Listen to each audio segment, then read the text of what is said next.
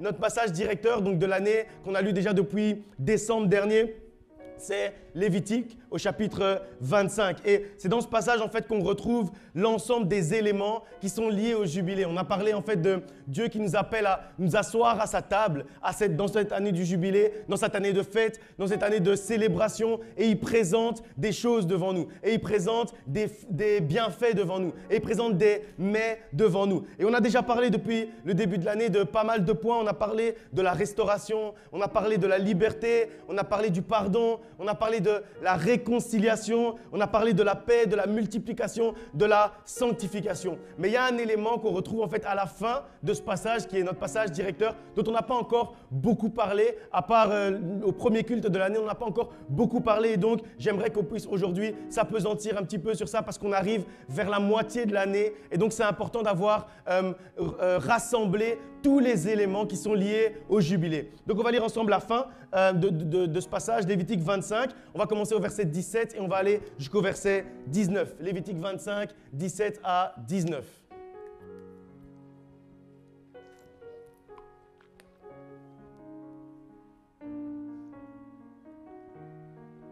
Le passage nous dit « Aucun de vous ne trompera son prochain, et tu craindras ton Dieu, car je suis l'Éternel, votre Dieu. Mettez mes lois en pratique, observez mes ordonnances et mettez-les en pratique, et vous habiterez ainsi en sécurité dans le pays. Le pays donnera des fruits, vous mangerez à satiété et vous y habiterez en sécurité. » On a déjà parlé d'une partie de ce passage, c'est-à-dire le passage qui nous dit qu'aucun de vous ne trompe son prochain. On a parlé du discernement, on a parlé de l'importance de la vérité, l'importance d'être authentique, l'importance d'être vrai et intègre durant cette année du jubilé. Et il y a une partie du passage aussi dont on a aussi un peu parlé, c'est quand on dit tu craindras ton Dieu, donc la partie ton Dieu, car je suis l'Éternel, votre Dieu. On a dit que durant cette année du jubilé, Dieu voulait réellement être notre Dieu. Il voulait réellement qu'on puisse personnifier, personnaliser la relation qu'on a avec lui. On ne veut pas qu'on puisse dire il est le Dieu de mon voisin, il est le Dieu d'Abraham, d'Isaac, de Jacob, il est le Dieu du pasteur. Non, on veut qu'on puisse dire réellement durant cette année du jubilé, on veut pouvoir dire Seigneur, tu es mon Dieu. Seigneur, tu es mon Dieu et j'ai une vraie relation avec toi. Et parce que tu es mon Dieu, je sais que tu es le Dieu de ma paix, comme on a dit il y a 2 semaines. Je sais que tu es le Dieu de ma joie. Je sais que tu es le Dieu de ma grâce. Je sais que je vis dans le bonheur parce que tu es mon Dieu.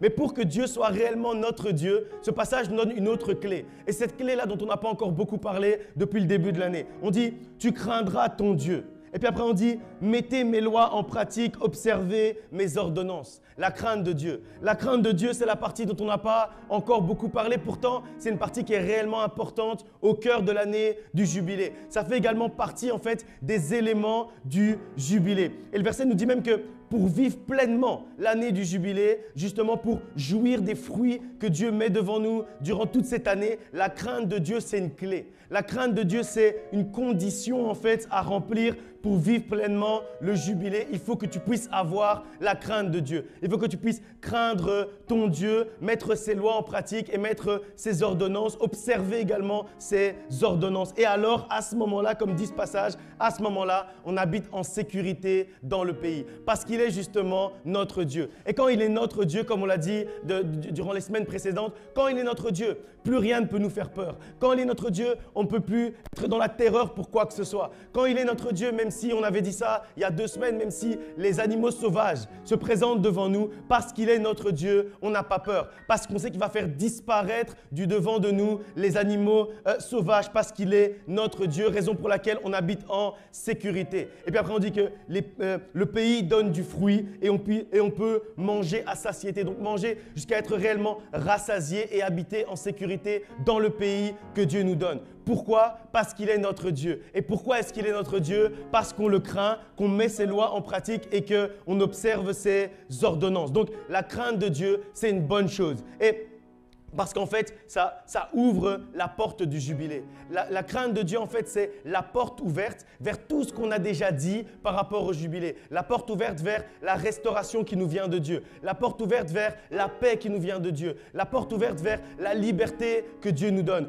Tout ça, en fait, la porte et la clé pour ça, en fait, c'est la crainte de notre Dieu. Et quand on parle de crainte de Dieu, c'est important un peu de démystifier un peu le concept de crainte de Dieu. On ne parle pas en fait d'avoir peur de Dieu. Il y a une différence dans la parole de Dieu entre la crainte de Dieu et la peur. On ne parle pas en fait d'avoir peur de la réaction ou de la punition que Dieu peut nous envoyer par rapport à nos péchés ou par rapport à nos erreurs. Ce n'est pas de ça dont on parle quand on parle de la crainte de Dieu. Pourquoi en fait? Parce que Dieu est amour. Et donc la crainte de Dieu, c'est juste un élément très important de notre relation avec Dieu. Parce qu'il nous aime, nous en fait on répond à cet amour par la crainte de notre Dieu, c'est-à-dire un respect profond pour notre Dieu. C'est un élément en fait de la relation d'amour entre l'être humain, entre l'homme et Dieu. Donc ce n'est pas une histoire de terreur, ce n'est pas une histoire de peur, c'est une histoire juste en fait de profond respect pour notre Dieu. C'est plutôt en fait la soumission volontaire à sa volonté dans notre vie. Ça veut dire qu'on fait le choix de marcher sur le chemin qu'il a tracé pour nous. Même si on ne comprend pas toujours, même si on ne sait pas toujours vers où on va, même si on ne sait pas toujours quelle est la prochaine étape, on accepte de marcher sur le chemin que Dieu a tracé pour nous. C'est l'acceptation en fait de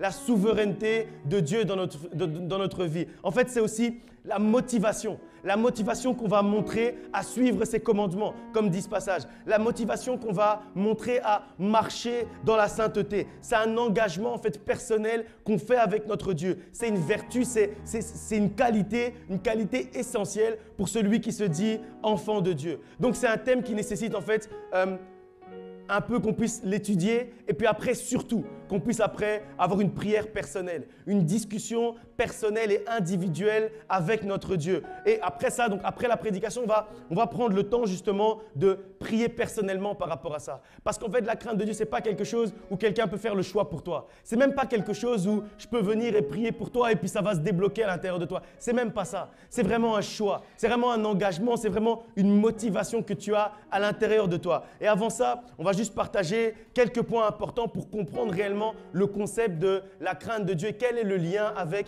l'amour de Dieu. Donc on va lire un premier passage dans Proverbes chapitre 9 au verset 10. Proverbe 9 au verset 10. Ce passage nous dit « La crainte de l'Éternel est le commencement de la sagesse et la connaissance du Saint est l'intelligence. » D'autres versions vont dire « La connaissance de la sainteté est l'intelligence. » En fait, c'est intéressant ici de voir qu'on met en rapport des concepts qui n'ont pas vraiment de rapport les uns avec les autres. Qu'est-ce que la crainte de Dieu a à voir avec la sagesse? Qu'est-ce que la connaissance a à voir avec la sainteté? Et en fait, pour ça, il faut comprendre un peu ce que ça veut dire la sagesse et l'intelligence. En fait, la sagesse, c'est la volonté qu'on a à l'intérieur de nous de faire les bons choix. Et l'intelligence, elle nous permet en fait de discerner quels sont les choix possibles.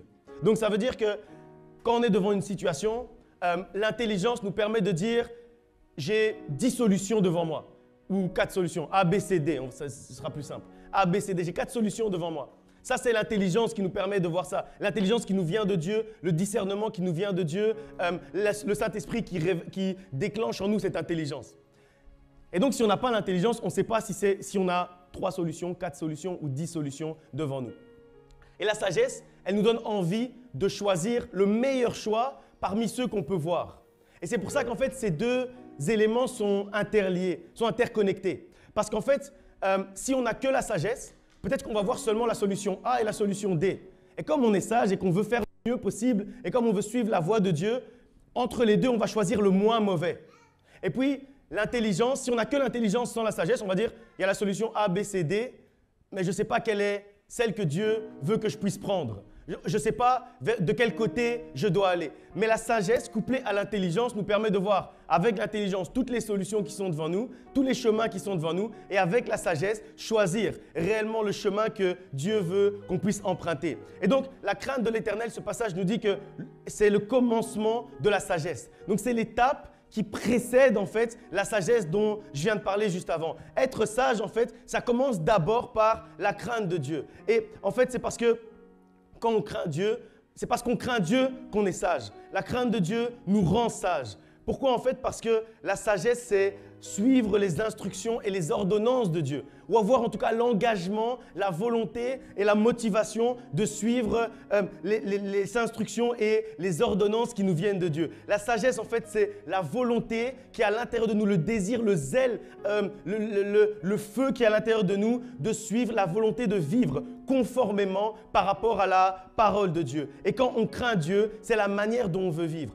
Quand on craint Dieu, on veut en fait vivre de cette manière-là. On veut en fait suivre les instructions qui nous viennent de Dieu. Et en fait, si on reconnaît la grandeur, si on reconnaît la puissance, si on reconnaît la sainteté de Dieu, ça nous amène à vouloir suivre ses voies. Et on peut après vivre réellement dans la sainteté, parce que la sainteté, c'est le début de l'intelligence. Ça veut dire pouvoir imaginer et comprendre et discerner toutes les solutions qui sont devant nous, tous les chemins qui sont devant nous. Ça nous permet de vivre dans la sainteté. Ça nous amène en fait à vouloir éviter de faire du mal. Et c'est ça en fait exactement la sagesse. C'est vouloir éviter de faire du mal à tout prix et dans tous les moments. On va lire encore un passage dans Psaume chapitre 25 au verset 14. Psaume 25, 14 nous dit « L'amitié de l'Éternel est pour ceux qui le craignent et son alliance leur donne instruction. » On va d'abord commencer par la fin. Son alliance leur donne instruction. En fait, quand on parlait tout à l'heure de suivre les instructions et les ordonnances de Dieu,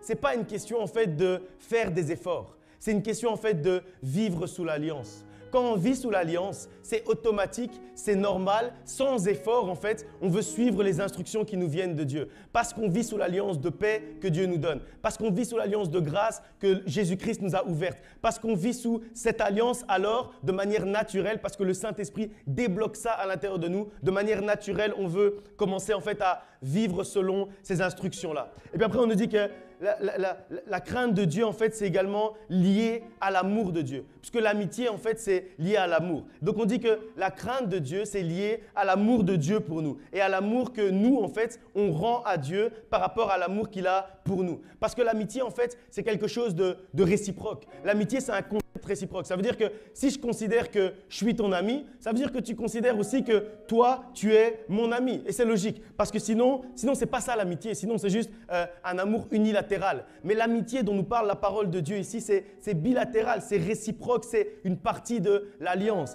Et c'est pour ça que c'est intéressant de voir qu'on dit que l'amitié de l'Éternel est pour ceux qui le craignent.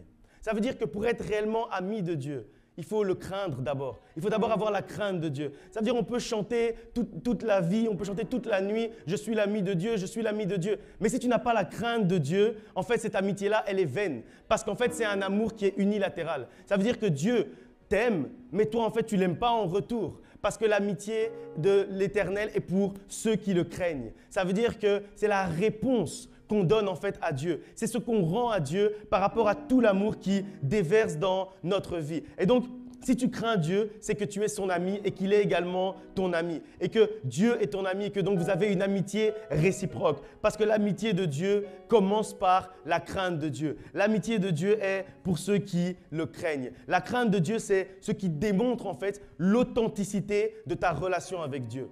Pourquoi en fait? Parce que si toi, tu ne crains pas Dieu, ça veut dire que tu ne te considères pas comme l'ami de Dieu. Ça veut dire que votre relation, elle n'est pas authentique. Qu'est-ce que c'est une relation qui n'est pas authentique? Ça veut dire que quand tu as besoin de Dieu, quand tu as besoin de quelque chose, quand tu as besoin d'une bénédiction, quand tu as besoin d'un miracle, là, tu vas le prier. Mais après, quand tu as besoin de rien, quand tout va bien dans ta vie, tu vas l'oublier. Parce qu'en fait, tu n'as pas la crainte de Dieu. Parce qu'en fait, votre relation n'est pas authentique. Et justement, la crainte de Dieu, c'est la preuve. Et c'est en fait la démonstration de l'authenticité de ta relation avec Dieu. Il est temps en fait qu'on puisse avoir une relation authentique avec notre Dieu. Pas une relation dans un sens. Pas une relation quand on a besoin de lui. Mais une relation réelle, une relation authentique. Et pour ça, la première étape, c'est la crainte de Dieu. La première étape vers une relation authentique avec ton Dieu, sache que c'est la crainte de Dieu. Et en fait, la crainte de Dieu, c'est l'expression même de notre amour pour lui. L'expression même de notre amitié pour lui. C'est l'expression de notre amitié et de notre amour envers Dieu. Il est temps en fait que tu deviennes réellement l'ami de Dieu. Il est temps que tu deviennes l'ami authentique de Dieu. Pas un ami qui est là. Si vous avez un ami qui, à chaque fois qu'il vous appelle, c'est pour vous demander quelque chose. Il n'appelle jamais pour vous demander comment vous allez. Il n'appelle jamais pour vous demander comment vont vos enfants, comment ça va dans votre famille, comment ça va dans votre travail. Il ne vous appelle jamais pour ça. Il ne vous appelle jamais pour vous souhaiter joyeux anniversaire. Mais chaque fois qu'il vous appelle, c'est pour demander quelque chose. Vous allez vous dire, mais il n'y a pas d'authenticité dans notre relation. Il n'y a aucune authenticité, il n'y a pas d'intégrité dans cette relation-là. Parce que c'est seulement quand il a besoin qu'il m'appelle. Et donc, c'est la même chose avec Dieu. Pour avoir une relation authentique avec lui, il faut le craindre à tout moment. Il faut le craindre en tout temps. Il faut que notre vie soit une vie qui respire la crainte de Dieu. Il est temps qu'on puisse vivre l'alliance pleinement, comme nous dit ce passage. Il est temps qu'on puisse vivre pleinement l'alliance que Dieu a contractée avec nous. Et pour ça, il nous faut l'authenticité. Pour ça, il est temps qu'on puisse craindre Dieu réellement. Parce que c'est la réponse à l'alliance et à l'amitié et à l'amour que Dieu déverse dans notre vie. On va lire encore un passage dans Proverbes, Proverbes chapitre 8 au verset 13. Proverbe 8, 13. La crainte de l'Éternel, c'est la haine du mal. La crainte de l'Éternel, c'est la haine du mal.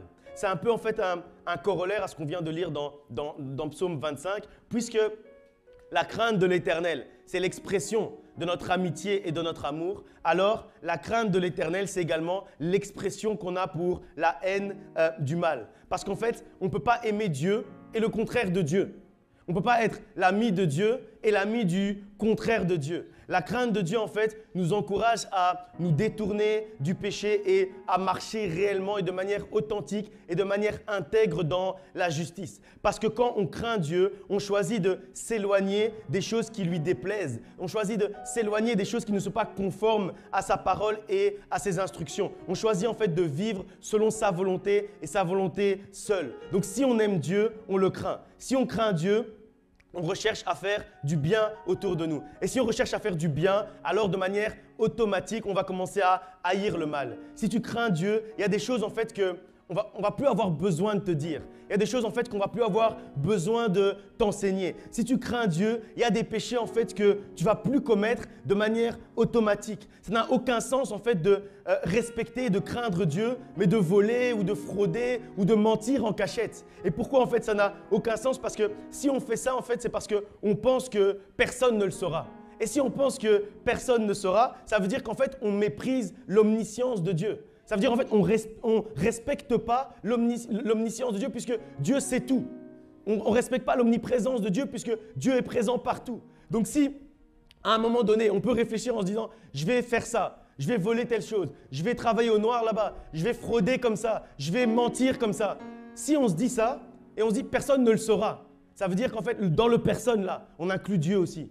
Et si on inclut Dieu dans le personne le saura, ça veut dire qu'on ne respecte pas les caractéristiques de Dieu. Ça veut dire qu'on ne respecte pas l'omniprésence de Dieu. Ça veut dire qu'on ne craint pas l'omniscience de Dieu. Ça veut dire qu'on ne respecte pas l'omniscience de Dieu. Et en fait, ça veut dire que notre relation n'est pas authentique avec Dieu. Parce qu'on ne respecte pas toutes les caractéristiques de Dieu, seulement une partie. On va respecter l'omnipotence, oui, parce qu'il peut tout. On va dire, Seigneur, tu peux tout dans ma vie. Dieu Tout-Puissant, tu peux tout dans ma vie. Et donc, on va craindre son omnipotence. On va respecter son omnipotence. Mais il est aussi omniscient. Mais il est aussi omniprésent. Moi, je dis toujours qu'il y a certaines choses qu'on fait au moment où on est en train de les faire. C'est parce que, soit il y a deux solutions. Soit à ce moment-là, on s'imagine que Dieu n'existe pas, parce qu'on fait quelque chose en cachette. Mais ça veut dire quoi de faire quelque chose en cachette? Si tu te dis que Dieu existe, il n'y a pas de cachette. Il n'y a pas de cachette puisque lui, il te voit partout. Donc, il n'y a pas de cachette. Donc, si tu le fais, cette chose-là que tu connais, si tu fais cette chose-là, toutes ces choses que tu fais en cachette, si tu fais ça, ça veut dire qu'au moment où tu le fais, tu n'as même plus la foi que Dieu existe. Ou alors, tu ne respectes pas le caractère omniscient et omniprésent de Dieu. C'est-à-dire que tu dis, oui, il existe, mais il n'est pas là maintenant. Là. Oui, il existe, mais il ne saura pas ce que j'ai fait là. Parce qu'il n'est pas vraiment omniscient. Parce qu'il n'est pas vraiment omniprésent. Il est temps réellement que nous, chrétiens, nous puissions respecter et craindre réellement Dieu. Respecter et craindre réellement toutes les caractéristiques de Dieu, toutes les qualités de Dieu, tout ce qui fait que Dieu est Dieu, toutes les identités de Dieu. Dieu est omniprésent, il est omniscient et il est omnipotent. Tu ne peux pas seulement dire « Seigneur, fais dans ma vie, sois seulement omnipotent ». Mais je ne veux pas entendre parler de ta caractéristique omniprésente et omnisciente. Tu ne peux pas. Ce n'est pas comme ça. C'est un package, c'est tout ensemble. Donc si tu veux que Dieu agisse de manière omnipotente dans ta vie, si tu veux que Dieu puisse tout dans ta vie, si tu veux que Dieu puisse faire des miracles dans ta vie, tu dois accepter aussi qu'il est aussi omniscient, qu'il sait tout ce que tu fais. Tu dois accepter aussi qu'il est omniprésent, qu'il est partout où tu crois être caché. Lui, il est là aussi. Tu Tu dois accepter ça parce que sinon, il ne pourra pas être omnipotent dans ta vie. Parce que c'est un package, parce que c'est ensemble, parce que c'est tout ça. On ne peut rien retirer en fait de la caractéristique de Dieu. Et donc, je disais que si on craint Dieu, il y a des choses que on ne va plus avoir besoin de te dire. Et on ne va plus avoir besoin de nous dire. Si on fait ça, si on fait certaines choses, c'est parce qu'on pense que personne ne sait, même Dieu lui-même ne va pas savoir. Si on craint Dieu, il y a des choses qu'on ne va plus dire non plus. Il y a des mensonges qu'on ne va plus prononcer si on craint Dieu. Et en fait, c'est naturel. Parce que si on craint Dieu, on va haïr le mal, comme on l'a dit tout à l'heure. Si on craint Dieu réellement, si on craint Dieu d'un cœur sincère, si on est authentique avec Dieu, on va haïr le mal. Et si tu n'as pas encore à l'intérieur de toi cette haine, une haine profonde pour le mal et pour le péché, si tu peux encore être un pied dedans, un pied dehors, c'est que tu as besoin aujourd'hui de craindre Dieu réellement. C'est que tu as besoin aujourd'hui de rentrer dans la crainte de Dieu réelle et authentique et intègre et honnête à l'intérieur de toi. Parce qu'on ne peut pas aimer Dieu et le contraire de Dieu. Ça n'a aucun sens. On ne peut pas aimer Dieu et le mal. On ne peut pas aimer Dieu et aimer le péché. Tu dois commencer à haïr le mal aujourd'hui. Tu dois commencer à haïr le péché aujourd'hui. Tu dois commencer à haïr le mensonge aujourd'hui. Tu dois commencer à haïr la médisance aujourd'hui. Tu dois commencer à haïr toutes ces choses que tu fais et tu penses que personne ne va savoir. Tu dois commencer à haïr le simple fait de penser à faire du mal à quelqu'un. Tu as commencé à haïr ce simple fait-là, haïr l'idée de parler mal de quelqu'un, haïr l'idée même de tricher, même de voler, haïr tout ça parce que tu dois haïr le mal, parce qu'on ne peut pas aimer Dieu et aimer son contraire. Comme j'ai dit tout à l'heure, craindre Dieu, c'est être authentique, c'est avoir une relation authentique avec lui. On ne se cache plus pour commencer à faire des bêtises. Non, on ne se cache plus. On ne se cache plus pour commencer à pécher. On est réellement authentique avec Dieu. Et des amis, en fait, vont haïr aussi les ennemis de leurs amis. Et c'est pour ça, en fait, qu'on nous dit que quand on est ami de Dieu, on a une haine profonde pour l'ennemi de Dieu. Et l'ennemi de Dieu, c'est quoi? L'ennemi de Dieu, c'est le mal. Donc, c'est normal que quand on craint Dieu, on devient ami de Dieu. Quand on est ami de Dieu, on va commencer à aimer Dieu de manière authentique et de manière bilatérale. Donc, il nous aime, on l'aime.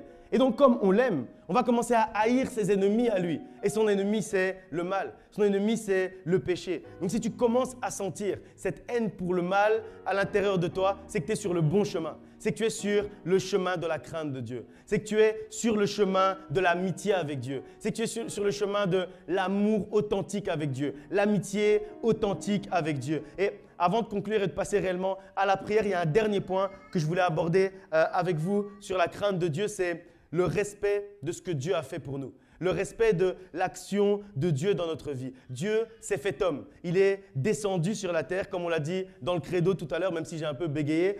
Et il s'est sacrifié pour nous, pour la nouvelle alliance, pour la grâce et pour la liberté. Et quand on craint Dieu, on respecte ce qu'il a fait pour nous. On respecte en fait son sacrifice à la croix. On respecte ce que ce sacrifice nous a octroyé. Et ce que ce sacrifice en fait nous a octroyé, c'est la nouvelle alliance, c'est la liberté, c'est la grâce, c'est la paix, c'est la joie qu'on est en train de vivre aujourd'hui. C'est parce qu'il s'est sacrifié pour nous, c'est parce qu'il a été à la croix pour nous, c'est parce qu'il a choisi de se faire homme, de descendre sur la terre et de se sacrifier à la croix qu'aujourd'hui on peut vivre tout ça. Qu'aujourd'hui on peut vivre la liberté, la grâce, la paix, la joie et l'amour. Donc à nous en fait de respecter le sacrifice en fait en vivant pleinement cette liberté. Et respecter le sacrifice, c'est vivre pleinement cette liberté-là, vivre pleinement cette joie-là, vivre pleinement cette grâce-là, vivre pleinement cette paix, vivre pleinement cette joie. Aujourd'hui, en fait, nous, on est libres.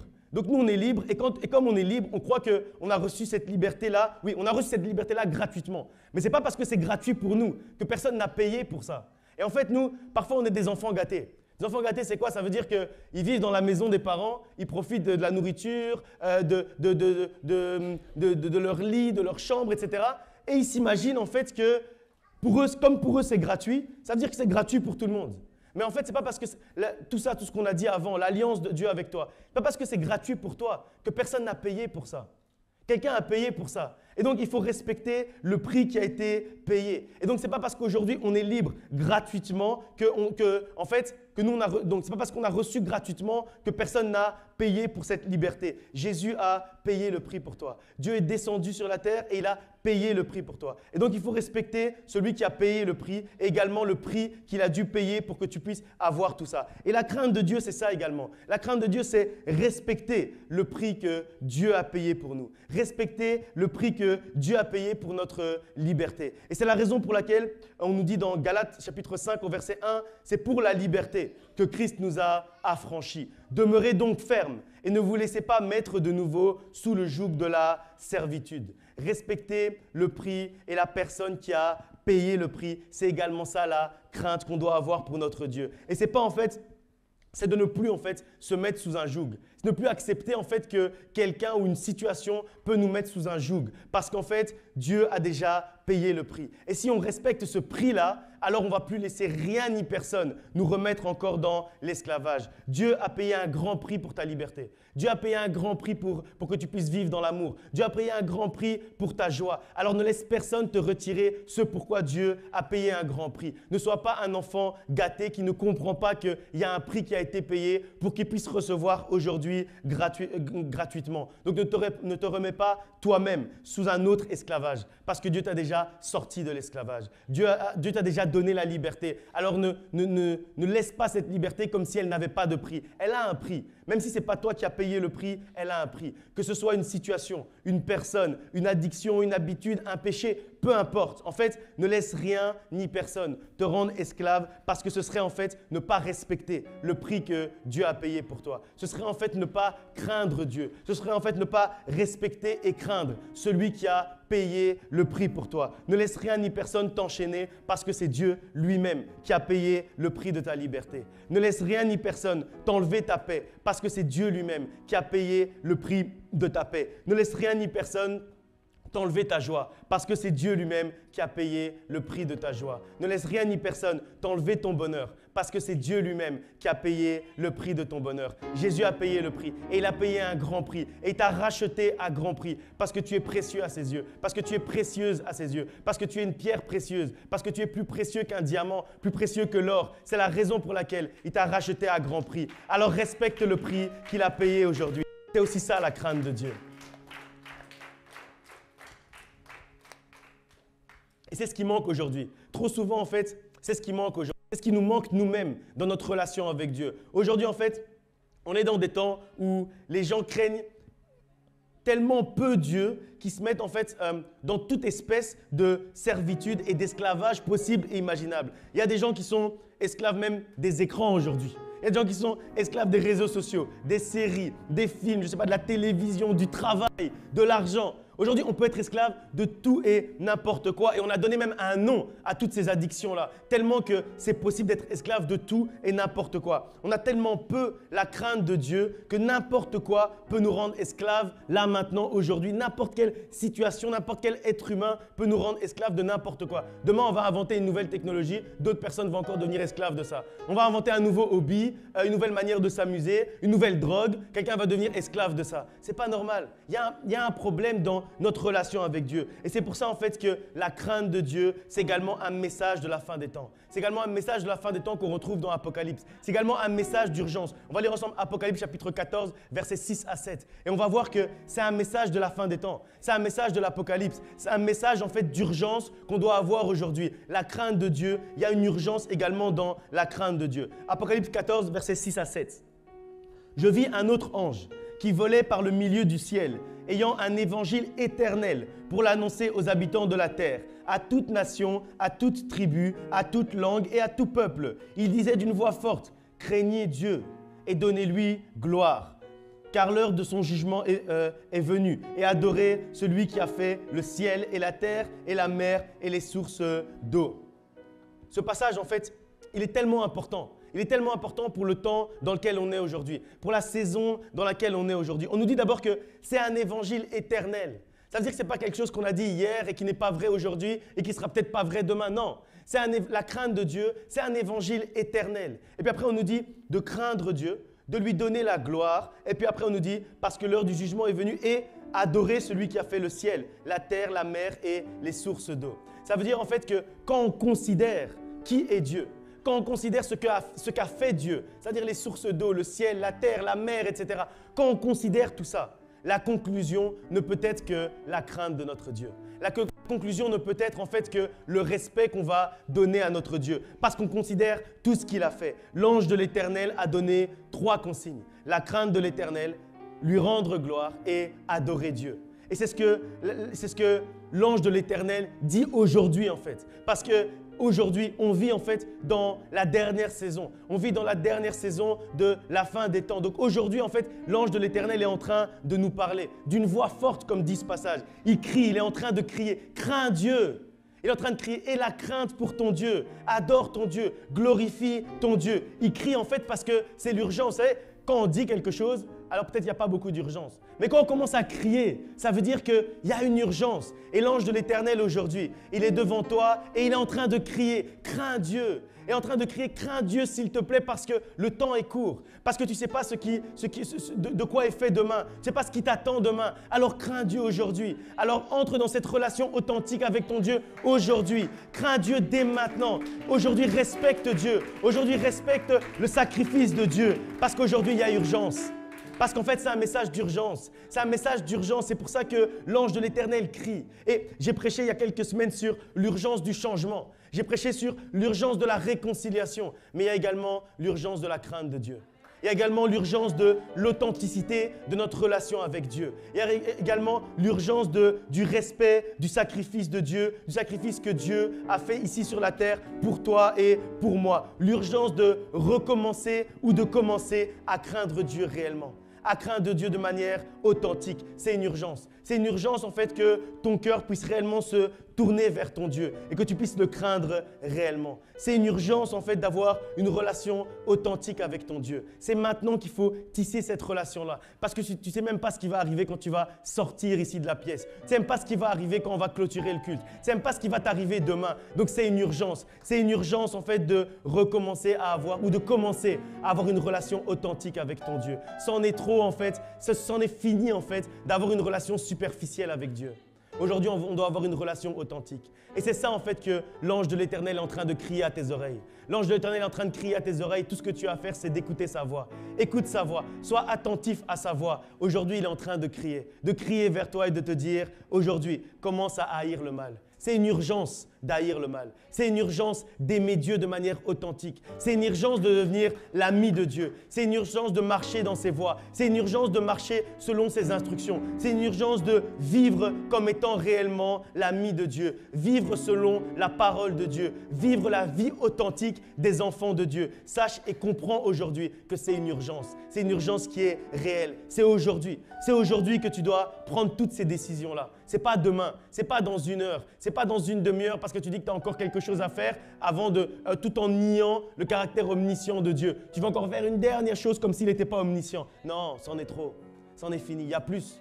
Il y a plus dans la relation avec Dieu. Il y a plus de Dieu pour toi. Vous savez, quand j'étais en train de méditer sur ce thème et sur cette prédication, vraiment, j'avais une certaine tristesse à l'intérieur de moi. Et je me disais en fait que parfois, on manque d'authenticité. Et Dieu nous voit et il se dit, mais ils sont comme ça, comme s'ils ne comprennent pas qui je suis. Comme s'ils ne comprennent pas en fait la relation que je veux tisser avec eux. Comme s'ils ne comprennent pas l'amitié que je veux tisser avec eux. Comme s'ils ne comprennent pas la présence que je veux tisser avec eux. Et réellement, je priais dans la nuit et je pleurais par rapport à ça parce que je me disais, non, il y a plus. Il y a plus d'authenticité que Dieu veut avec toi. Il y a plus, il y a une relation plus grande, il y a une relation plus forte que Dieu attend aujourd'hui avec toi. Aujourd'hui, Dieu veut faire quelque chose de nouveau avec toi. Il y a plus. Aujourd'hui, peut-être que tu as déjà vécu un peu, mais il y a plus. Tu as peut-être déjà vécu un peu une relation avec Dieu, mais il y a plus. Tu es déjà peut-être un peu authentique, mais il y a plus que ça. Tu as peut-être déjà ressenti l'amour de Dieu, mais il y a plus que ça. Tu as peut-être déjà ressenti la restauration de Dieu, mais il y a plus que ça. Il y a beaucoup plus. Et j'espère que tu comprends que l'ange de l'Éternel est en train de te dire, il y a plus. Il y a plus pour toi. Il y a plus dans ta relation avec Dieu. Parce qu'en cette saison, c'est ce que l'ange de l'Éternel est en train de crier dans ton oreille. Ça veut dire qu'il n'est plus en train de chuchoter. Aujourd'hui, ce n'est plus le temps de chuchoter à ton oreille. Aujourd'hui, c'est devenu le temps de crier à ton oreille. Pour que tu puisses bouger, pour que ça puisse te surprendre, pour que tu puisses sursauter. Vous savez, si quelqu'un vient crier maintenant à ton oreille, tu vas sursauter. Maintenant, c'est le moment que tu puisses sursauter. Parce que c'est maintenant que tu dois bouger. Parce que c'est maintenant que tu dois agir. Parce que c'est maintenant que tu dois réellement passer à l'action. On va lire un dernier passage avant de clôturer et de prier ensemble. Psaume chapitre 34, verset 9. « Craignez l'Éternel, vous c'est saints. » Et là, on vous parle à vous réellement. Dans la Bible, comme j'ai dit, tout est important. La conjugaison, les temps utilisés, les sujets, les pronoms, tout est important. Craignez l'Éternel, vous c'est saints. Les saints de Dieu, c'est vous. Le saint de l'Éternel, c'est toi. Ça veut dire que tu dois craindre Dieu. Point d'exclamation. Encore une fois, quand vous voyez la manière dont c'est écrit ici, ça veut dire qu'il y a urgence. Ça veut dire que c'est un ordre. Ça veut dire que c'est un cri qu'on est en train de lancer vers toi. Craignez l'Éternel, vous c'est saints. Craignez l'Éternel, crains l'Éternel, toi le Saint de Dieu, car rien ne manque à ceux qui le craignent. Et c'est ça qui est beau aussi, c'est qu'il y a des effets à la crainte de Dieu. Il y a des conséquences à la crainte de Dieu. Quand on craint Dieu, on ne manque de rien. Et on est dans l'année du jubilé, donc tu devrais vivre en fait une année où rien ne te manque. Tu devrais vivre une année où tu as tout ce dont tu as besoin, où tu as toute la liberté dont tu as besoin. Une année où aujourd'hui tu es complètement délivré de tout. Une année où tu vis la bénédiction. Une année où tu vis la paix. Une année où tu vis la joie. Une année où tu vis le bonheur. Parce que c'est l'année du jubilé. Et si ce n'est pas le cas en fait, que tu te poses la question, mais tout le monde est dans l'année du jubilé. Tout le monde est en train de vivre la libération. Tout le monde est en train de vivre la délivrance. Tout le monde est en train de vivre l'amour. Tout le monde est en train de vivre le bonheur. Tout le monde est en train de vivre la paix. Tout le monde est en train de vivre la restauration. Mais moi, on dirait, je ne vis pas ça. Si tu ne vis pas ça, tu dois te poser une réelle question aujourd'hui. Tu dois te poser réellement la question aujourd'hui, est-ce que je crains Dieu? Est-ce que je crains Dieu réellement? Est-ce que j'ai une relation authentique avec mon Dieu? Est-ce que je ne l'appelle pas juste quand j'ai besoin de lui? Est-ce que j'ai une relation vraie avec Dieu? Est-ce que j'ai une relation sincère avec Dieu? Est-ce que j'ai une relation intègre avec Dieu? Est-ce que je crains Dieu? Est-ce que je crains Dieu réellement? Pas une crainte de façade, mais est-ce que je crains Dieu réellement? C'est une remise en question personnelle. Personne ne va le faire à ta place. Personne ne va pouvoir faire ça à ta place. Ni ta maman, ni ton papa, ni ton frère, ni ta sœur, ni la personne qui est à côté de toi aujourd'hui, ni le pasteur lui-même. Personne ne va pouvoir faire cette remise en question à ta place. Et donc, je ne vais pas te demander de t'avancer pour qu'on prie pour toi. Aujourd'hui, on n'en est pas là. Aujourd'hui, c'est entre toi et Dieu.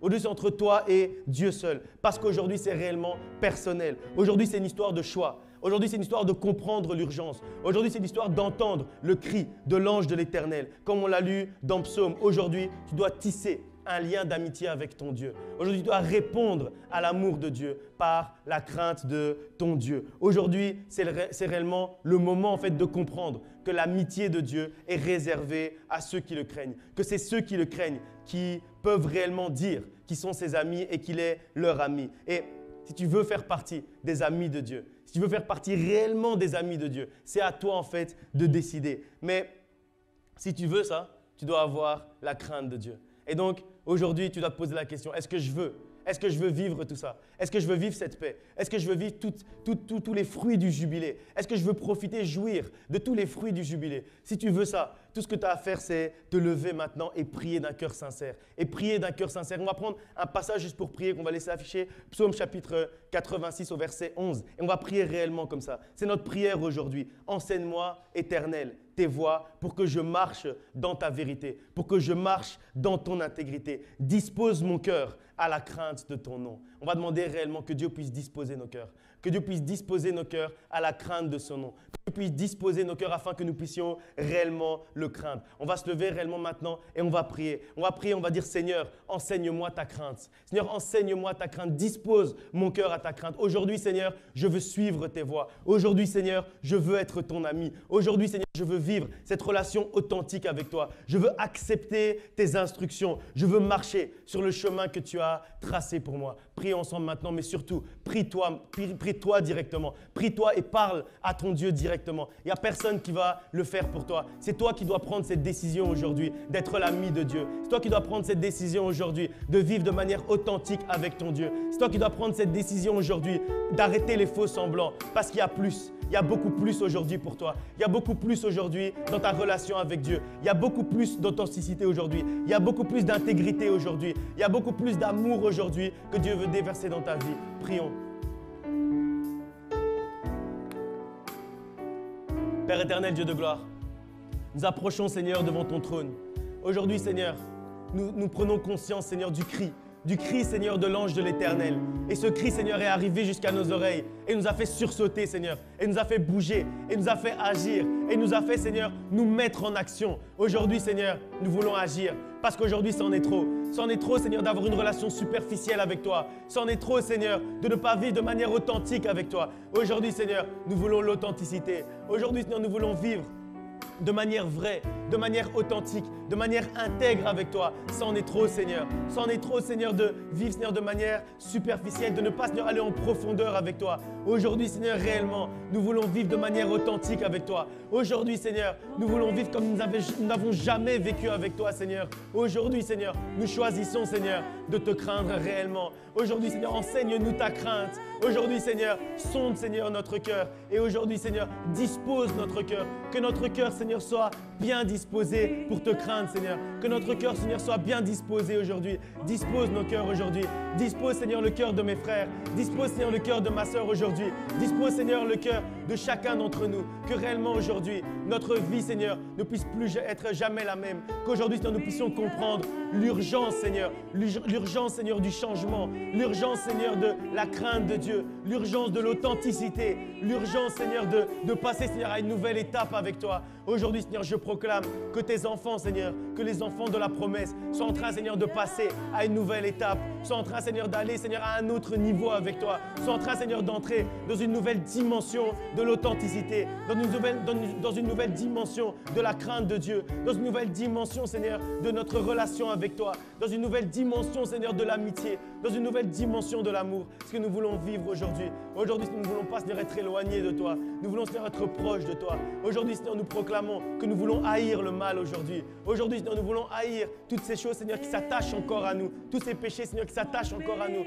Aujourd'hui, Seigneur, nous voulons réellement commencer, Seigneur, à avoir la haine du péché. Aujourd'hui, Seigneur, nous voulons réellement commencer à avoir, Seigneur, la haine, Seigneur, de la médisance, la haine, Seigneur, du mal, Seigneur, qu'on peut faire à nos voisins, à nos prochains, Seigneur. La haine, Seigneur, de toutes ces choses qui nous attachent encore. Aujourd'hui, Seigneur, nous voulons réellement avoir la haine du mal aujourd'hui. Aujourd'hui, Seigneur, réellement, nous voulons marcher, Seigneur, dans l'amour, Seigneur, de tes instructions, l'amour de ta parole, l'amour de tes commandements, l'amour, Seigneur, de tes voies. Aujourd'hui, Seigneur, nous voulons marcher dans tes voies. Aujourd'hui, Seigneur, nous voulons marcher sur le chemin que toi tu as tracé pour nous aujourd'hui. Parce qu'aujourd'hui, c'en est trop. Parce qu'aujourd'hui, Seigneur, c'est terminé de vivre, Seigneur, une vie chrétienne spirituelle, superficielle. Une vie chrétienne, Seigneur, qui garde, Seigneur, une vie de chair. Aujourd'hui, Seigneur, nous voulons vivre une vie chrétienne spirituelle. Une vie chrétienne, Seigneur, qui va au-delà. Une vie chrétienne, Seigneur, qui est Seigneur, plus profonde. Une vie chrétienne, Seigneur, qui est plus authentique. Aujourd'hui, Seigneur, nous voulons l'authenticité. Aujourd'hui, Seigneur, nous appelons l'authenticité. Aujourd'hui, Seigneur, nous voulons la sincérité et nous appelons, Seigneur, la sincérité. Aujourd'hui, Seigneur, je proclame que mon frère, Seigneur, est en train d'entrer dans une relation authentique avec toi. Merci, Seigneur, pour ta liberté. Merci, Seigneur, pour ton sacrifice. Aujourd'hui, Seigneur, nous voulons respecter, Seigneur, ton sacrifice et que rien ni personne ne puisse encore nous remettre sous un joug étranger. Que rien ni personne ne puisse encore nous remettre sous l'esclavage.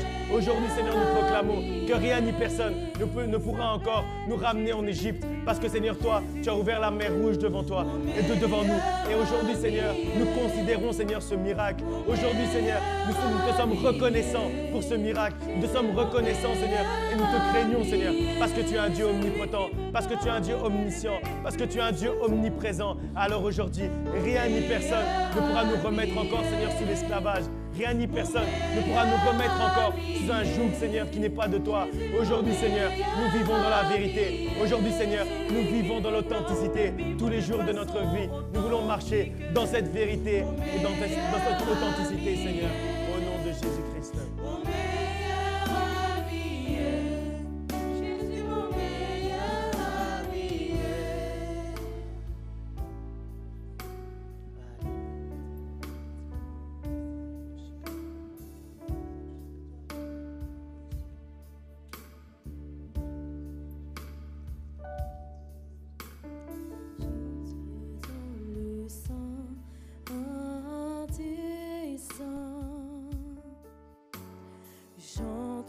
Par le sang de l'agneau.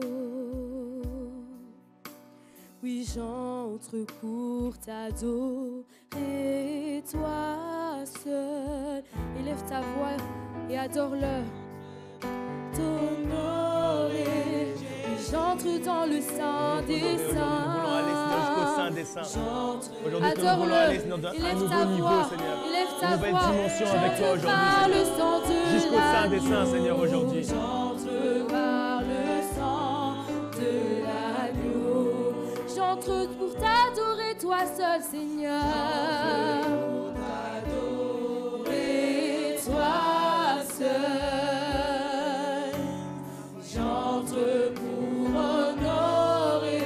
Oh, j'entre dans le sein des saints. J'entre dans le sein. J'entre par le sang de l'agneau. J'entre par le sang de l'agneau. J'entre pour t'adorer, toi seul. Pour t'adorer, toi seul, Jésus. Et j'entre par le sang pour t'honorer. Encore, j'entre dans le sein, j'entre dans le sein des saints.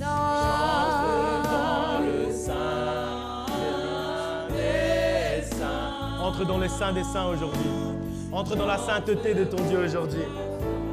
Sanctifie ta vie aujourd'hui. J'entre pour Alléluia. t'adorer, toi seul, Seigneur. Entre pour t'adorer, toi seul. J'entre pour t'honorer, Jésus. J'entre pour t'honorer, Jésus. J'entre dans le sein des saints.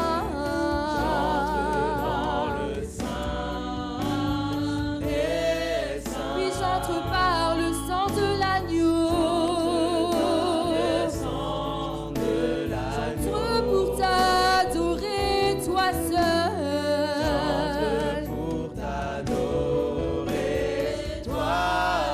Oui, j'entre pour honorer Jésus. Nous voulons t'honorer aujourd'hui, Seigneur. Nous voulons t'honorer aujourd'hui, Seigneur. Que notre vie, Seigneur, puisse t'honorer, Seigneur. Que notre vie, Seigneur, puisse t'honorer. Que nos actions, Seigneur, puissent t'honorer. Que notre manière de parler, Seigneur, puisse t'honorer, Seigneur, aujourd'hui. T'adore, Seigneur, je t'adore, Seigneur, oh Seigneur, je t'adore, Seigneur, parce que tu es saint, Seigneur, Nous voulons t'adorer, Seigneur, aujourd'hui. adore-le. Aujourd'hui, nous voulons t'adorer, Seigneur. Notre Seigneur, seule volonté, Seigneur, c'est de t'adorer, Seigneur. De t'adorer, te glorifier, Seigneur, et te craindre, Seigneur. Je t'adore, Seigneur. Je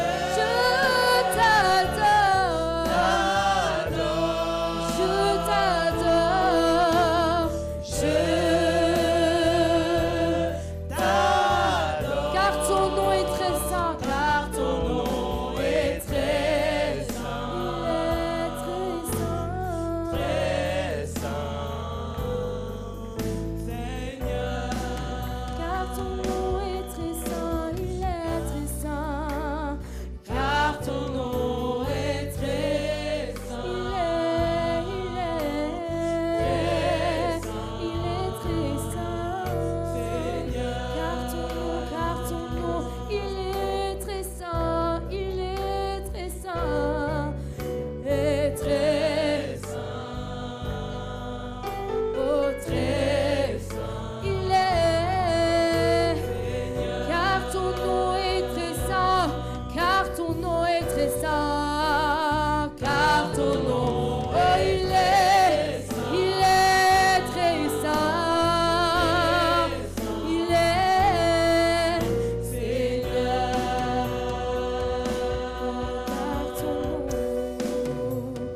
Car ton nom est très saint, il est très saint, très saint, Seigneur.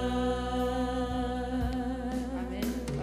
Il y a une parole qui monte dans mon cœur ici et je sens que Dieu veut la dire à toute l'assemblée.